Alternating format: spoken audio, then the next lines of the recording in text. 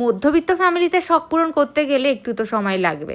আমারও তেমন একটা শখ ছিল যে আমি এরকম গলা ভরাট একটা হার আর সামনেই নিজের বার্থডে আসছে, তাই ভাবলাম নিজেকে কিছু গিফট করি। তার জন্য ডিসাইড করলাম চলে যাই জনপ্রিয় জুয়েলার্সে, কারণ আমার একমাত্র পছন্দ এই দোকানই।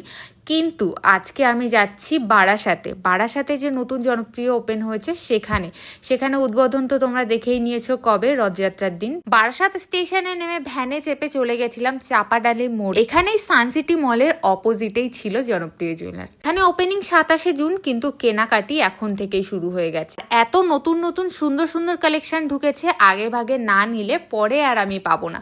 সেই কারণেই ওপেনিং এর আগেই চলে গেছি আমি সেখানে। তোমরা কালেকশন তো দেখে বুঝতেই পারছো কত সুন্দর সুন্দর ইউনিক কালেকশন। তবে আমি কি নিলাম সেটা তোমাদেরকে ডিটেলস শেয়ার করছি না, হয়তো কোনো একদিন পরবো, তখন তোমরা দেখেই নেবে।